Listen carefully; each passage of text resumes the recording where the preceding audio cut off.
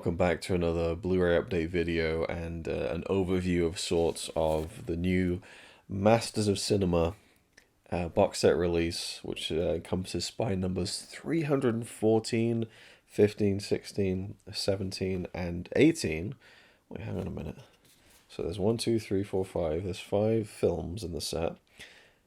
314, 15, 16, 17, 18. Yes, I just can't count properly in my head. Anyway, 5 spine numbers, and the box set is entitled Terror in the Fog. The Wallace Crimi at CCC. Quite a mouthful. We have an absolutely stunning box set that we're going to take a closer look at in a second. And I'm really, really intrigued about this one, as it focuses on my face and nothing else. There we go. A bit of a better view. I got this nice kind of, I don't know what you call these things. O cards, J cards, clamshells, taco cards. I don't know. It's everyone has their own way of saying what these things are. But I quite like them, the ones they've been doing in their recent box sets. You know, because they're kind of sturdy things you can actually put the box in. Oh, that's a nice image there on the side. We won't be going kind of closer look with this. So I'll just kind of show you here. There's the back there, and all the extras. And actually, I like this detail here of the posters on the bottom. You'll note there are 6 posters on the bottom, so I'll get to that in just a second. But it is a 5-film Blu-ray box set, and man alive, I just love the artwork on this thing. The colors, you know, and I haven't seen these films yet. You know, I just got this in the post. You know. But going into the unknown is a lot of fun when it comes to watching films, and sometimes a piece of striking artwork is something that can really kind of get your juices going and get you excited and amped up to kind of check out what's contained within the set. And I just really love, and again, whoever's doing these, designing the boxes, thank you for having artwork on the back. Because it was always a little niggle of mine that even it covers over to the bottom there. I like that detail. That's a pretty cool one. But I've always kind of been a bit about how they just have blank backgrounds on the boxes. I've talked about this before. So 5 films. That's what I'll do is I'll read off the back of the backing card while showing you the gorgeous artwork on the front again. So we have 5 films presented in 1080p from 2K restorations of the original film elements undertaken by CCC Film.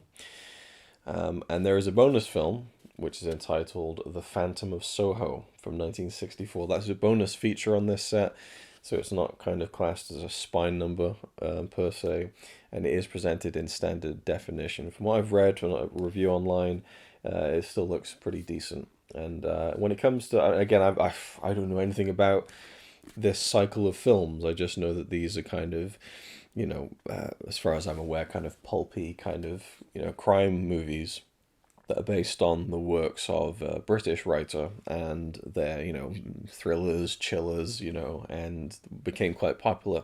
And so this cycle of films, crimis, that's how you pronounce it per se. Maybe I'll find out in the special features. The Phantom of Soho is, you know, in that cycle, and so I think, you know, if that was the best elements available, I love that it's included as a bonus feature. I think that's fantastic. So that's why you do have the 6 posters on the back of the backing card here. So these films were released. Where's the see, I would have liked a little something about the, I don't know whether there's like a time period. Obviously they're from the 60s. But yeah, there's actually no indication of, maybe on the bottom here. I don't know. No. I just was interested in when the first film is and when the last film is in terms of the release year. But it tells you the directors: Franz Joseph Gottlieb, Harald Reinl, and Edwin Zbonek. Yeah, and there's 3 different aspect ratios as well: 137 to 1, 166 to 1, and 235 to 1. All black and white, 460 minutes. Yeah, I don't know. It doesn't say anywhere immediately visible the dates for the films. Let's maybe take a look on the inside and see. Well, I've looked on the inside and I can't really see anywhere that indicates when these films have come out. Maybe in the booklet. Let me check. Okay, so there's a page for each film with the credits, which is very nice, and still no indication of the actual release year. But once you get deeper into this booklet, which looks brilliant, I mean, there's so many essays in here, notes on the series, lots of different authors in here. We'll get through this at a later date in more detail. But there is notes on each film at a later date. But there are notes on each film by Holger Haase. That would be more of a Japanese pronunciation, wouldn't it? Haas? I don't know. Sorry, I apologize. And for each film, we do have a title card here, and it does have the year of release. We finally found it underneath the film itself. So, Curse of the Yellow Snake is 1963. The Strangler of Blackmore Castle is also from 1963. We have The Mad Executioners, 1963. I like how it has the German titles underneath as well, which is a nice touch. We have The Phantom of Soho, 1964. That's the one in standard def. And The Monster of London City is in 1964 also. And then finally, The Racetrack Murders from 1964. So, really quite a short period of time in which these films were kind of pumped out and released, and so it was nice to. I don't know. For me, I like knowing the year. I don't know what. Why do we like that? Why do film collectors and film buffs like to know the year of these things? It's like sometimes I'll see like like the letterboxed kind of stuff they do on socials now, where it's like, what are your 4 favorite films? Someone say, oh well, it's Star Wars 1977. Like, you don't need to specify 1977. Like, we know what Star Wars is, But I don't know. It's just part of the routine. I don't know. It's just something about it. I don't know. Anyways, Curse of the Yellow Snake. We got 2 Amray cases on the inside of the box set, and I don't know how many discs are actually included in this set. So that is the first cover there, and then on the second one we have The Monster of London City. That's a beautiful poster there, if we get that in focus. And I believe, yes, on the back of each Amray case is the same overall description of the entire box set, and I believe all the special features, yes, it is all duplicated on the back. Here we have the poster for The Mad Executioners. I love these kind of original poster pieces. Awesome. The Strangler of Blackmore Castle. That's a really evocative one. I like that.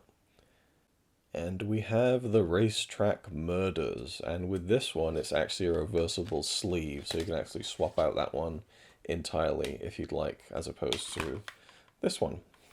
So there are 4 discs. So everything's getting spread along really nicely, I would assume. And we'll take a look now at the kind of special features and kind of have a look at what's all going on there in this incredible looking box set. Newly revised subtitles for this release, which is always nice to hear.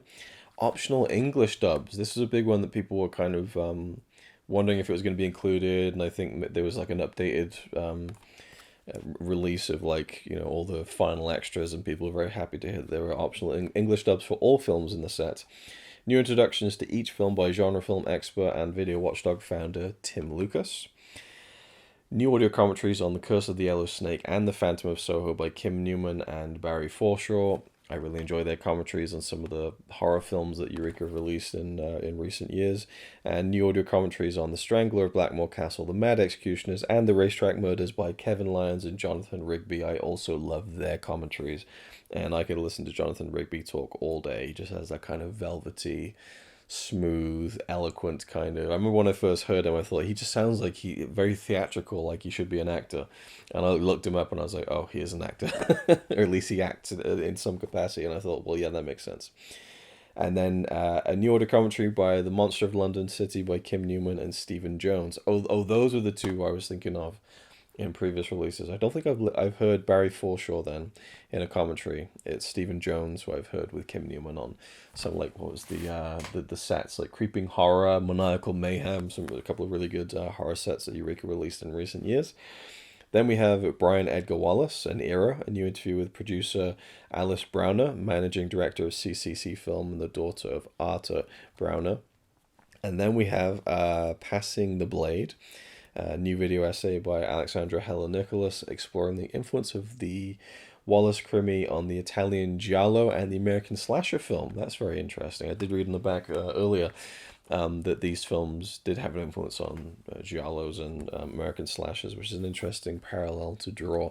I'm not the biggest horror guy, but I do appreciate a good horror film, and I like to kind of learn more about the history of them as well, and kind of, again, how different styles in different countries and different ways of making horror films have influenced each other. So that sounds quite interesting. And then we have, holy shit, Terror in the Fog, which is, the title of the box set itself. An 84-minute discussion of the Wallace Crimi between film historians Tim Lucas and Stephen Bissett. That sounds like a monster special feature. Not that these are monster movies. And yeah, this looks really great. I just need to find the time to watch these things. That's the thing that's kind of, I'm falling under a mountain of Blu-rays and films from Eureka because they're just putting out so many multi-film box sets, but I really can't complain because it's more good cinema, and the booklet, which is, does it say on the back how many pages it is?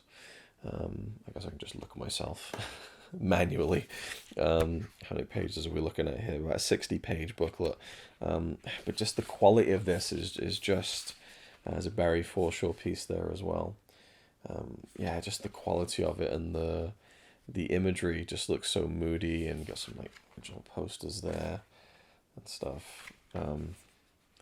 Yeah, I'm really excited about this. I don't know why. I just it's just something new. It's something different, and as much as I've been loving everything that Eureka's been putting out over recent years, this kind of dive into German cinema is really interesting to me, and it's not just East German cinema, it's West German cinema. I believe these are West German films, and so it's just going to be really interesting because coming up we got the sci-fi box set Strange New Worlds, I think it's called. I can't wait for that one. Hearts of Stone, I think. The Sons of Great Bear. There's all sorts of interesting kind of German. There's the Dr. Mabuse set that I still need to dig into. I mean, it's just, it's a wonderful problem to have. There's all these films to watch. At the moment, I'm trying to get through all of the Chang Che films that they put out recently. I'm going to do a big video on those releases. But I don't know, something about this one just kind of, I don't know. And it's kind of the stuff that like my mum loves. Like she loves like old, well, maybe these aren't comparable at all, but my mum loves old kind of 50s and 60s like British horror, and seeing as these are kind of German films based on British horror stories, I don't know, it's just something that kind of makes me feel warm and fuzzy, is just like knowing that it's kind of my mum's thing in a weird way. So I don't know, I think I'm looking forward to this one more than the Dr. Mabuse films, even though I love the Fritz Lang Dr. Mabuse films. So I don't know, it'll be intriguing to see. But I don't know what form I'm going to review this yet, but I will definitely be back with more thoughts on this. It's just kind of an overview and kind of show you what it looks like at a glance. I just love the design of it. They're really nailing the designs of their box sets in recent memory, I think, and this one is no different. So Terror in the Fog. I look forward to reporting back on this one. If you're planning on getting it, if you have got it, let me know what you think. If you have seen them, I'd like to hear people's thoughts if they are kind of familiar with these films and have some experience with them, because I've certainly never heard of them before. But again, that's also kind of something I really enjoy, is to go into something pretty much completely blind.